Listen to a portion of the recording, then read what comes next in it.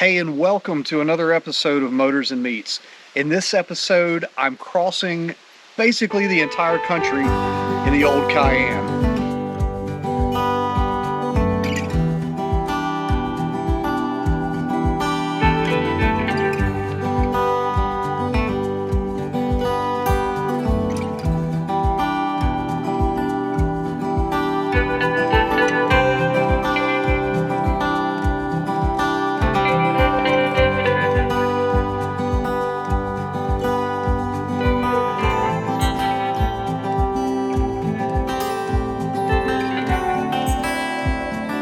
Right now I'm standing in one of the redwood forests on the coast of California, just off of Highway 1.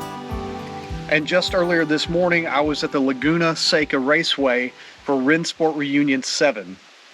A few months ago, my friends James and Chris and I planned to drive across the country together, meeting up in Kansas City and then making our way across Colorado, through the Rockies, through Utah, through Moab, and eventually through Las Vegas and out here to California.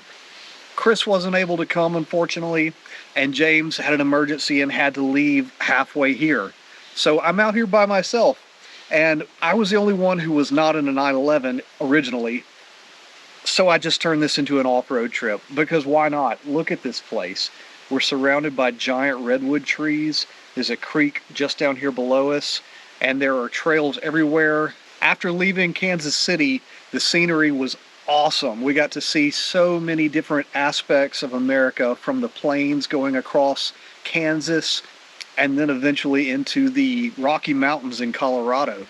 I've only actually driven through the Rockies one other time, and that was last year. Check out this video here for that road trip, whenever my youngest son and I made a 5,000-mile loop around the central part of the country. This time, though, James and I headed out to cross the Rockies.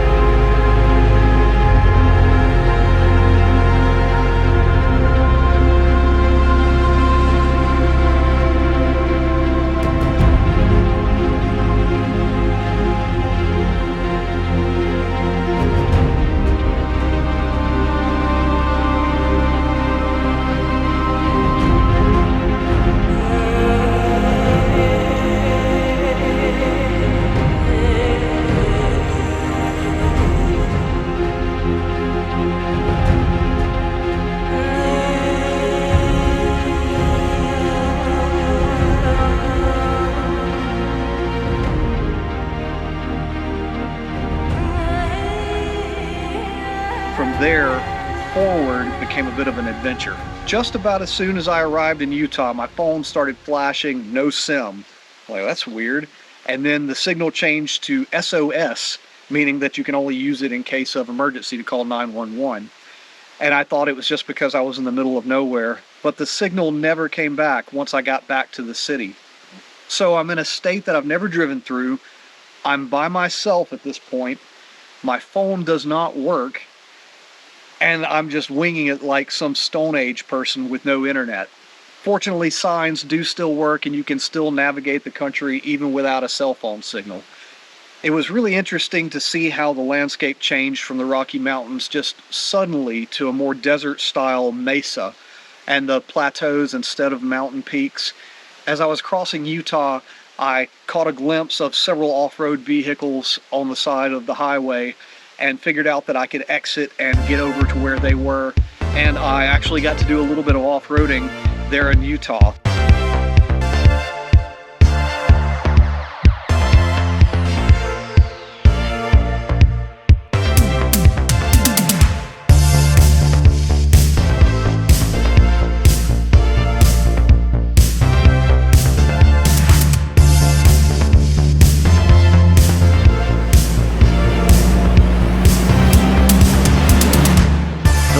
landscape there is incredible.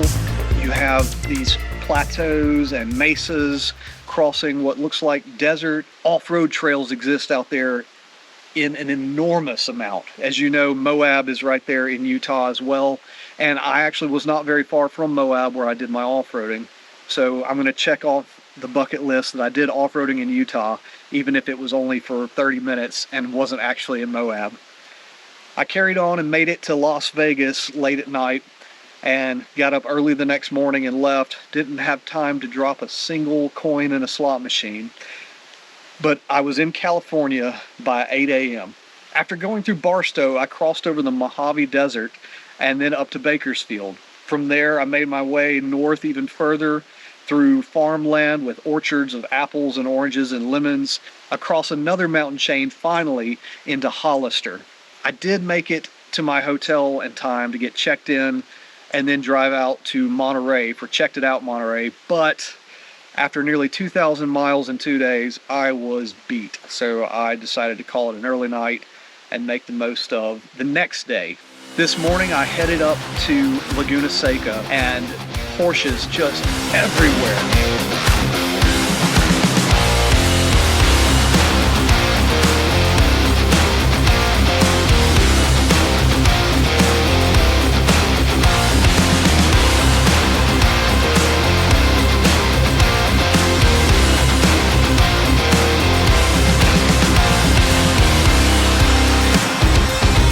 My favorite part of being at Rennsport 7 was watching the race cars go around. Carrera Cup, the Porsche Cup, those race cars plus the vintage race cars were running laps the entire time that I was there.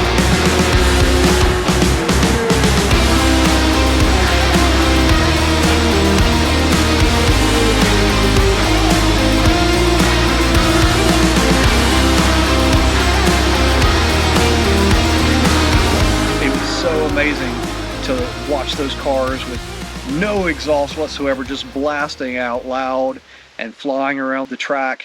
And it had rained that morning, so it was slick. I was sure that we were going to see somebody go off the track, so I hung out by one of the gravel traps for a while, not wishing any crashes upon anyone, but hoping that if I was there I might catch it. Fortunately though, no one crashed while I was there. And now, since I'm here by myself in the Cayenne, that means that I get to go do some trail hunting. I pulled up my onX app and I found this trail here that goes right off of Highway 1 along the Pacific coast. And it says road closed ahead, another sign, road closed ahead, and then you finally get to where there's a gate that says sometimes the road might be closed. I'm like, yes, I took a chance and it was worth it. So now I'm standing out here in one of the most beautiful places that I could imagine. The redwood trees towering above. It's still overcast from the rain that came this morning. The creek just down here. I just love to explore. I love to explore, whether that's driving down the road in the 911 or driving through trails in the Cayenne. And there's just something wonderful about this. Now you pair all of this experience from the last few days with the fact that I have no working cell phone unless I have my offline maps saved. And I'm by myself. So I have no phone ringing, no email blowing up. I can't look at social media if I wanted to. So this is my perfection right here. I would love it if I had some friends or my wife with me, but I'm here by myself in one of the most beautiful places ever, and I love it. So that's enough talking to a camera for now. I'm going to go enjoy myself. I hope you'll subscribe if you haven't already. More Porsche adventures with the Cayenne. And yes, the 911 did sell. So stay tuned for what 911 is going to replace it. Thanks for watching.